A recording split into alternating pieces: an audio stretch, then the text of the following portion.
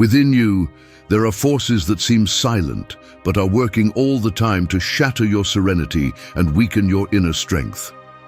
They are not visible. They do not carry a name in your agenda, but they present themselves as uncontrolled thoughts.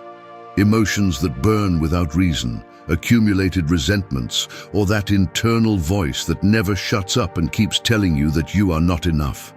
They are enemies that do not need to shout because they know how to attack at the deepest level, your mind. The biggest mistake is to blame the outside world, to think that it's the fault of the boss who pressures you, the person who betrays you, or the circumstances that do not change. That's the trap. The real saboteurs are not outside, they are inside. They are excuses disguised as logic, the fear of rejection that chains your authenticity, the comparison that poisons your confidence, the self-demand that does not let you breathe. And if you do not recognize them, if you do not confront them, they end up stealing your peace without you realizing it. Stoicism does not beat around the bush. It tells you that you cannot control the world, but you can control yourself. That is the real battle. The mind can be your most powerful ally or your cruelest jailer. It all depends on whether you decide to train it or continue being a slave to your impulses. This is not about empty motivational speeches, it's about discipline, about ironclad calm, about learning to transform your internal dialogue into strength and your serenity into power. Stay until the end, because we are going to unmask those invisible enemies you have been carrying and show you how to turn them into practical life lessons. Lessons that do not remain in theory, but are applied in your day-to-day. Because if you really want strength and serenity, you will have to uproot what is silently sabotaging you and start ruling your mind with the same firmness with which a stoic governs his destiny. 1. Focus only on what you can control. It's like trying to stop the wind with your hands. The harder you squeeze, the more it slips through your fingers.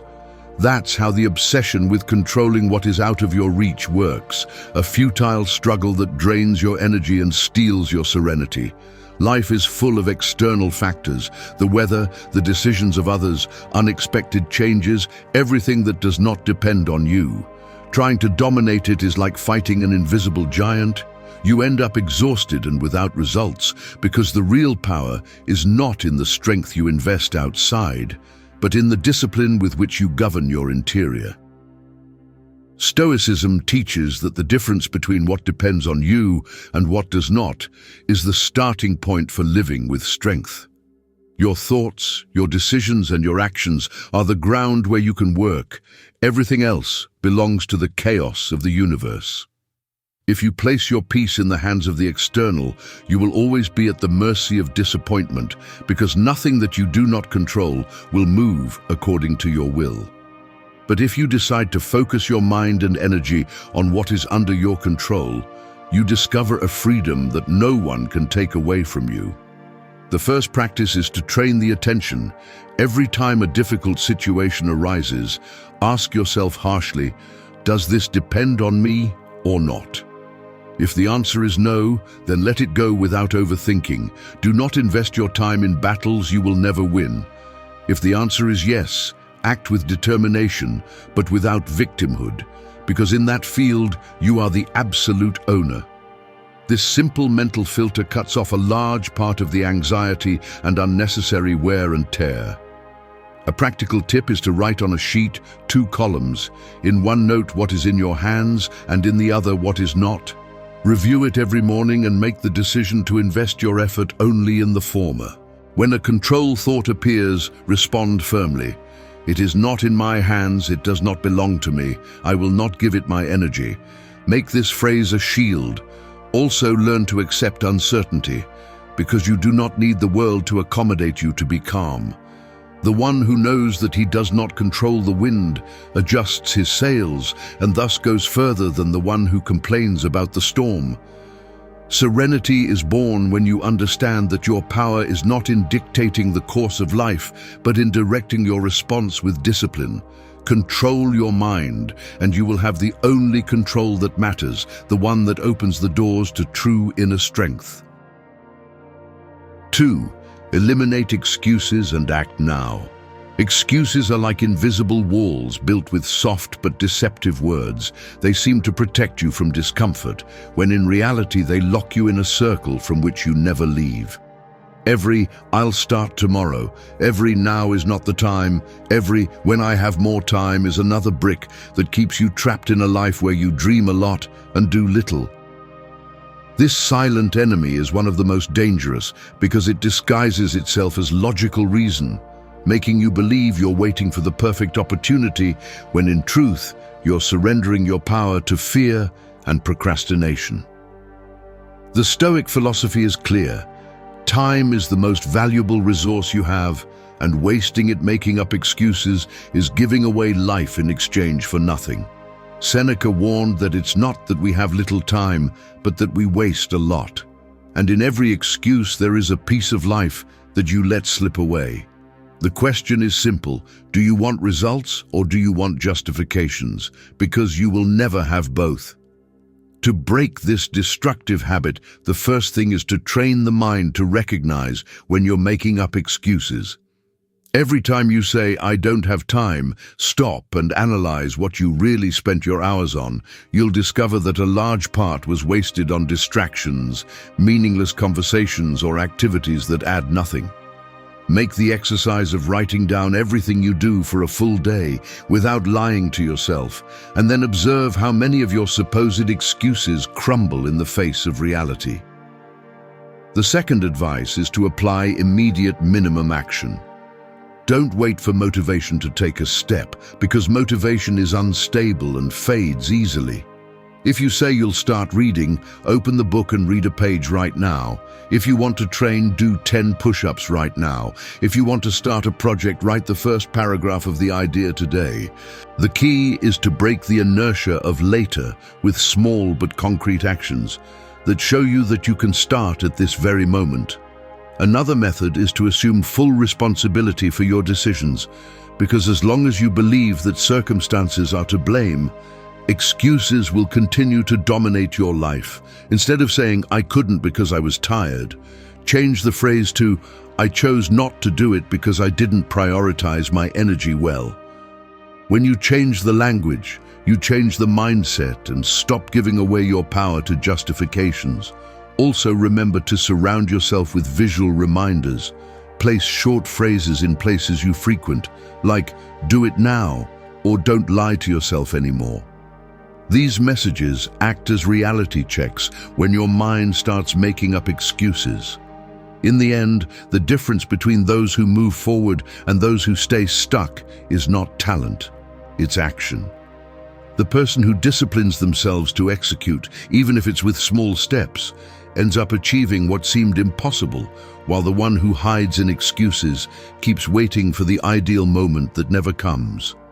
If you want inner strength and real serenity, eliminate the lie of justifications and start today, because tomorrow is just another disguised excuse.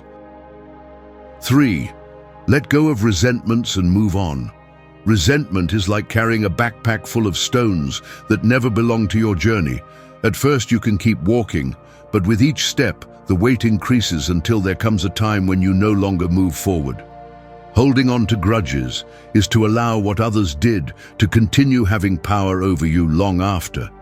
It is to live chained to a past that does not change, and at the same time, to give up the peace of the present. This silent enemy does not always show itself with shouts or confrontations. Often it hides in long silences, in recurring thoughts, or in that feeling of bitterness that appears every time you remember a painful event. Stoic philosophy reminds us that we do not control the actions of others, only our response. Staying stuck in the wound is to surrender your serenity to the offender, to give him space in your mind, and to allow him to continue affecting you even when he is no longer there. Marcus Aurelius said that the best revenge is not to resemble the one who hurt you, and in that phrase is the heart of the practice. Letting go does not mean justifying, it means reclaiming your power to stop carrying what does not belong to you. The first advice to free yourself from resentment is to recognize it without masks, because many prefer to call it righteous indignation or memory of harm in order not to accept that it is rancor. Write it down, name it, and admit how long you have been dragging that emotion, because what is not named cannot be transformed. The second step is to accept that the past cannot be modified. The only thing you can decide is how you want to live from now on. Each time a memory comes back, instead of feeding the wound, repeat firmly to yourself, "This has already happened. I will not suffer it twice." A practical exercise is to practice compassion, not in the naive sense of justifying the other, but of understanding that everyone acts from their own limitations and shadows. This does not erase what happened, but it allows you to look at it with distance and release the poison that you leave inside you when you cling to resentment. It is also useful to replace each thought of rancor with an immediate positive action. It can be training, writing, reading, or working on a project. In that way, you redirect the energy and avoid it accumulating in pain. Resentment loses strength when you decide to focus on building what depends on you. Because as long as you invest your energy in hating what has already happened, you will not have space to create what is coming. Remember that forgiving is not always reconciling. Forgiving is cutting the chain that keeps you tied to what hurt you. It is a decision of freedom, not a favor to the other. Moving forward requires courage because grudge is comfortable. It gives you an excuse not to continue. But if you want true inner strength, you must drop the backpack and walk lighter. The Stoic does not live tied to the past. He observes it, learns from it, and lets it go, because he knows that life is built looking forward, not always looking back. 4. Stop comparing yourself to others. Comparison is like a broken mirror that never reflects the full reality. You look into it hoping for clarity, and all you get are distorted fragments. Every time you measure yourself against someone else's life, you do it through a lens that only selects what shines and hides what hurts. You see successes, possessions, smiles in photos, but you don't see the internal struggles, the nights of doubt, or the failures they don't show. Comparing yourself to others is to condemn yourself to a race without a finish line, because there will always be someone stronger, richer, more recognized, or faster, and if your worth depends on that race, you will never rest. Stoicism teaches that the only valid measure is your own progress, not that of your neighbor, not that of your co-worker, not that of the person you admire on social media. Marcus Aurelius reminded us that each one lives according to their nature, and that worrying about what others do is to deviate from the most important task, governing your own life. While your attention is worn out looking at others' achievements, you neglect the only ground where you can grow, which is within you. The first advice to stop comparing yourself is to learn to observe without envy. When someone achieves something, change it for a useful question. What can I learn from that person that will help me grow in what depends on me? This mental transformation turns comparison into inspiration and cuts off the poison of frustration at the root. The second advice is to measure your progress against yourself. Take stock of how you were 6 months ago, a year or 5, and recognize the areas in which you have grown. If you only measure your life in contrast to others, you will never see how far you have come because you will be busy looking outward. Keep a journal where you record small achievements, not to show them off, but to remember that your path has value in itself. A third piece of advice is to limit time in spaces that feed comparison, such as social media. Often, it's not that you want to compete, but that you are constantly exposing yourself to an artificial showcase where people show their best face and hide the rest. Reduce that exposure, and you will see how the mind frees itself from the impulse to measure all the time. It is also essential to cultivate gratitude, because when you recognize what you already have and value it, the desire to measure your life against others decreases. Write down 3 things you are grateful for each night, and you will realize that what you possess, even if it doesn't shine in a display case, is enough to live with dignity and serenity. Comparison is a silent enemy because it never seems harmful at first, but if you don't control it, it corrodes self-esteem and sabotages authenticity. A Stoic does not seek to be more than others, he seeks to be better than yesterday.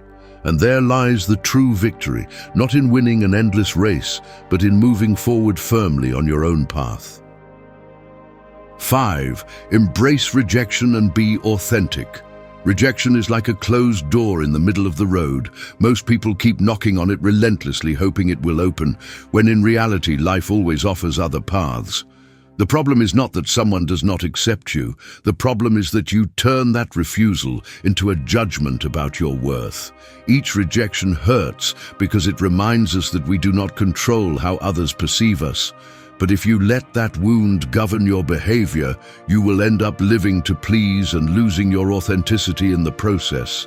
The silent enemy is not the refusal itself, but the fear of feeling it again, because that fear is what makes you disguise yourself, silence your truth, and betray who you are in order to fit in. Stoic philosophy teaches that the only thing you can control is your intention and your action, never the reaction of others. Pretending otherwise is like wanting to change the course of the sea with your hands.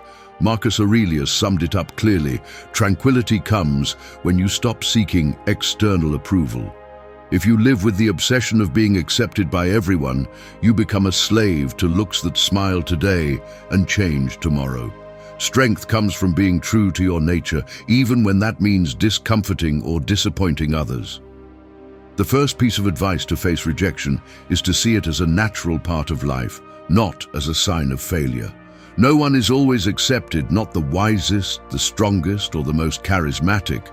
Rejection does not define your worth. It only shows that your actions or your essence do not fit in a certain place or with a certain person.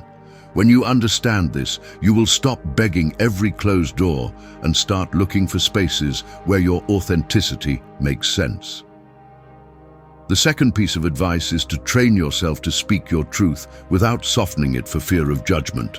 This does not mean being aggressive. It means not disguising what you think or feel just to be approved. Start with small acts. Express your opinion in a conversation, even if it is not the most popular. Say no when you really want to say no, and observe how little by little the fear weakens. A third piece of advice is to strengthen self-esteem from within.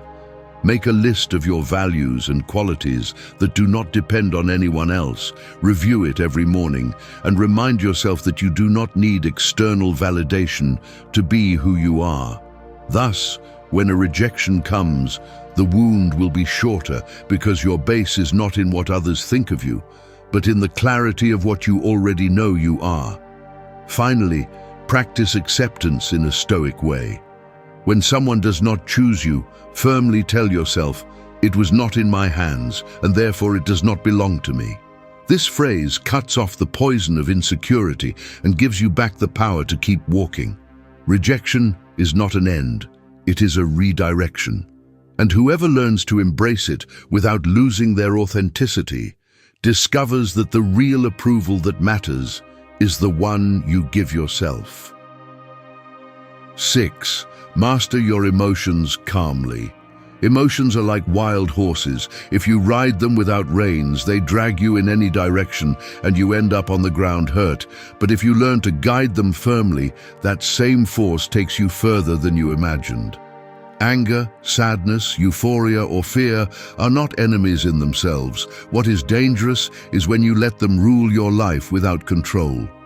The silent enemy is not feeling, because feeling is human, but losing command and allowing a momentary reaction to decide your destiny. Whoever explodes in a fit can destroy relationships, lose opportunities, and carry guilt that lasts much longer than the emotion that provoked it. Stoic philosophy does not propose to suppress emotions. It proposes to master them calmly. Epictetus taught that it is not things that alter us, but the interpretations we make of them. When you learn to filter your thoughts, you discover that behind every intense emotion, there is an idea that you can examine, question, and transform. That conscious pause is what differentiates those who live enslaved by their impulses from those who turn them into fuel for growth. The first advice to master emotions is to recognize them at the exact moment they appear. When you feel anger growing, name it. Say to yourself, "I am feeling anger." And that simple awareness begins to deactivate the blind force of the reaction. The same with fear, sadness, or frustration. By naming them, you take distance and prevent them from taking over you automatically. The second advice is to practice conscious breathing, because the body and mind are united. And when your breathing calms down, the emotion loses intensity. Just 3 deep breaths are enough to stop an impulse that could ruin your day. Make this exercise a habit. Every time a strong emotion appears, breathe before responding. A third piece of advice is to train perspective. Ask yourself at every moment of intensity, will this still matter in a month, in a year, in 5? Most of the problems that consume us today are insignificant in the perspective of time, and remembering it helps you reduce the emotional weight you give them in the present. It is also useful to channel emotional energy into constructive actions. If you feel anger, transform it into physical discipline by training or walking fast. If you feel sadness, turn it into writing. If you feel fear, use it to plan better. This shows that you do not need to deny what you feel, but to direct it towards a result that strengthens you. Mastering emotions calmly does not mean being cold or indifferent. It means staying firm when everything inside you wants to tremble.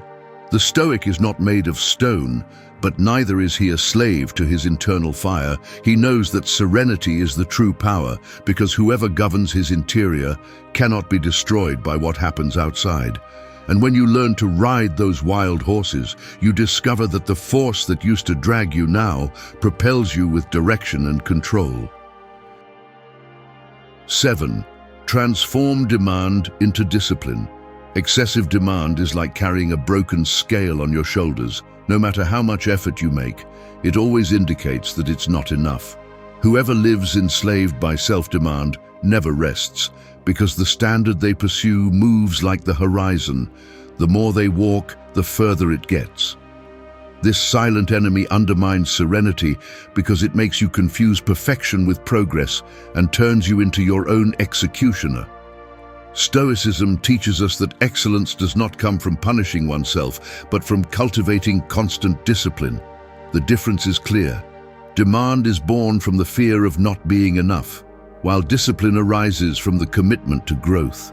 When you demand from guilt, your mind fills with reproaches, but when you practice discipline with clarity, each step you take is a reminder that you are moving forward. First advice: change the way you talk to yourself. Instead of saying, "I must do it perfectly," affirm firmly, "I am going to do the best I can today." That small variation transforms pressure into direction and allows you to sustain the effort without burning out. The inner voice is the fuel of your actions. If it always formulates from demand, what you build will be marked by anxiety and wear. Second advice: set achievable and measurable goals. Discipline feeds on concrete results, not unreachable ideals. Divide large objectives into small tasks and fulfill them consistently. This shows your mind that you are progressing and reduces the frustration of feeling that it is never enough. Self-demand makes you see an impossible mountain. Discipline makes you focus on the next step. Third advice: introduce rest as part of the strategy, not as a reward. Those who demand too much see rest as a waste of time, when in reality it is the tool that keeps you strong and clear. Schedule breaks, adequate sleep, and moments of reflection, because discipline is not about doing more, but about sustaining what you do with intelligence. Fourth advice: recognize your achievements, even if they are small. Demand never stops to value what has been achieved, but discipline strengthens when you celebrate each advance. Keep a record of your progress and review what you have already overcome. This feeds your motivation and reminds you that the journey is worth it. Transforming demand into discipline is letting go of the chain that punishes you and replacing it with a system that drives you. The Stoic does not seek impossible perfection. He seeks consistency between what he thinks, says, and does. And in that consistency, he finds the strength to grow without destroying himself. Whoever lives from demand always feels insufficient. Whoever lives from discipline discovers that true greatness is not in being perfect, but in standing firm and constant day after day. 8. Reprogram your inner voice. The inner voice is like a radio turned on day and night. Sometimes it plays melodies that drive you, and other times it repeats messages that hurt. You can't turn it off, but you can choose which station to listen to. The silent enemy appears when that voice becomes an implacable critic, reminding you of mistakes, exaggerating flaws, and extinguishing every spark of confidence. If you don't reprogram it, it ends up shaping your identity with phrases you never chose, but accepted as truths. Stoicism teaches that the mind can be an ally or a jailer, and much of that difference is played out in the internal dialogue. If every thought is a blow, sooner or later, it will break you. But if you learn to speak to yourself with firmness and clarity, each word becomes a brick with which you build strength. Serenity depends not only on controlling visible emotions, but also on mastering that constant conversation that no one else hears, but determines how you act in life. First advice: identify the most repeated phrases of your inner voice. Write down every negative thought that appears during a day, like, "I can't," "I'm going to fail," or "I'm not enough." Seeing it on paper shows you that many times they are the same patterns repeating in a loop, not absolute truths. Recognizing them is the first step to disarm them. Second advice: question each of those phrases. Ask yourself coldly, does this statement have evidence, or is it just fear in disguise? Most negative thoughts crumble when you confront them with evidence. For example, if your voice says, "I always fail," remember a specific achievement, no matter how small, and use that evidence as a solid counter-argument. Third advice: replace each attack with a constructive command. It's not about empty motivational phrases, but practical reminders to guide you. Instead of "I can't," repeat "I will try step by step." Instead of "I'm going to fail," say "I will prepare as best I can." This reframing is not naivety, it is mental discipline to direct your energy towards action. Fourth advice: use daily rituals to strengthen that voice. Dedicate 5 minutes each morning to repeat out loud 3 phrases that reflect your determination and serenity. Write them in a visible place and read them when your mind tries to sabotage you. Constant repetition reprograms patterns, just like training a muscle with exercise. The inner voice will never disappear, but you can decide if it will be an executioner or a mentor. A Stoic does not let that internal radio fall into the hands of noise. He tunes it clearly so that each thought becomes a guide and not a chain. If you reprogram what you say to yourself, you transform your entire world, because what you repeat in silence ends up marking what you do in reality. And when your inner voice becomes a force, there is no external enemy that can bring you down. 9. Strengthen your mind every day. The mind is like a hidden muscle. The less you exercise it, the weaker it becomes, and the more you train it, the more resistance it gains. If you stop working on it, it atrophies with weak thoughts, excuses, and fears. But if you strengthen it daily, it becomes the shield that protects you and the sword that drives you. The silent enemy is mental laziness, that voice that tells you that you will do it tomorrow, that you don't need discipline, that everything is fine as it is, that comfort is sweet at the beginning, but ends up robbing you of clarity, willpower, and serenity. Stoicism teaches that true strength is not built in a single heroic act, but in constant practice. Epictetus reminded us that no one becomes a philosopher with speeches, but with daily exercises. The mind needs the same treatment as the body. It requires training to stay strong in the face of adversity and flexible in the face of change. Whoever does not train the mind lives at the mercy of any emotion, circumstance, or foreign word. First advice: start the day with a focus ritual. Before turning on the phone or getting lost in distractions, spend a few minutes on reflection, reading or writing. Ask yourself what your main goal for today is and focus your attention on it. This simple practice is like a warm-up for your mind, preparing it to face the rest of the day with direction. Second advice: expose your mind to ideas that strengthen it. Read texts that challenge your perspective. Listen to teachings that challenge you. Write about your thoughts to order them. Just as you train the body with weight to grow, you train the mind by confronting it with concepts that force it to think deeper. Mental comfort only produces weakness. Intellectual effort generates clarity. Third advice: practice controlled discomfort. Do small things every day that challenge your mind, like spending time in silence, going out without depending on the phone, or facing a conversation that you normally avoid. These exercises are light loads that reinforce your mental resistance, so that when a real test comes, it does not break you easily. Fourth advice: review your actions every night. Ask yourself at what moments your mind was firm and in which it was carried away by emotion or laziness. That exam is not to blame you, but to learn and adjust. Whoever observes their mind daily detects weaknesses before they become chains. Strengthening the mind is not a sporadic act, it is continuous training. Every day you have the opportunity to choose between being carried away by inertia or cultivating discipline, serenity, and clarity. The Stoic understands that the mind is his greatest tool, and he does not wait for circumstances to strengthen him. He strengthens himself to face them. If you make this internal work a habit, you will discover that there is no external blow that can bring down what you trained with constancy. 10. Make serenity your power. Serenity is like a calm lake. No matter how many stones are thrown at its surface, it always finds a way to return to peace. That calm does not mean absence of movement, it means control over what really matters. In a world where everyone reacts hastily with shouts and anxiety, serenity becomes an extraordinary force, because whoever manages to maintain it dominates not only their emotions, but also the circumstances that seek to shake them.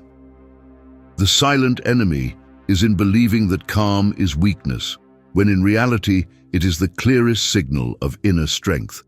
Stoicism teaches that serenity is not a passive state. It is an active power that allows you to act with clarity in the midst of chaos. Marcus Aurelius faced wars, betrayals, and diseases, yet he wrote that the tranquil soul is invulnerable to the pain of the world. That serenity did not take away his firmness, it gave him direction. The same happens with you. When you choose to keep calm, you do not stop fighting, you simply fight from a position of control instead of doing it from desperation. First advice: practice the conscious pause before reacting. Every time you face a provocation, remain silent for a few seconds and breathe. That moment cuts off the impulse and gives you back the command. Serenity does not arise from eliminating problems, it arises from responding intelligently instead of with anger or fear. Second advice: train your ability to accept the inevitable. Many things will not change because you wish it, and resistance only multiplies frustration. When you learn to accept with serenity what does not depend on you, you free up energy to invest in what you can transform. This acceptance is not resignation, it is a power strategy. Third advice: surround yourself with environments that nourish your calm. Constant noise, pointless discussions, and endless distractions are enemies of serenity. Dedicate time each day to silence, reflection, or nature, because these spaces recharge your mind and prepare you to resist external disorder.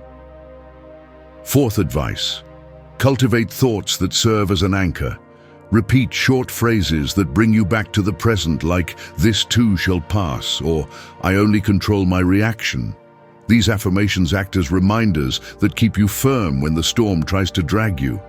Serenity is the pinnacle of strength, because whoever manages to reach it does not break under criticism, loss, or rejection. Make it your power, and you will discover that you do not need to shout to be heard, nor impose yourself to have control. The world belongs to those who can maintain calm in the midst of noise, because in that firm silence lies the true authority over life. Thank you for staying until the end of the video. If you watched the whole thing, comment "I am Stoic" as our secret signal to know that you're a true student of Stoicism. Don't forget to subscribe and give the video a like if you enjoyed it. See you in the next video, and remember, keep cultivating your Stoic mind.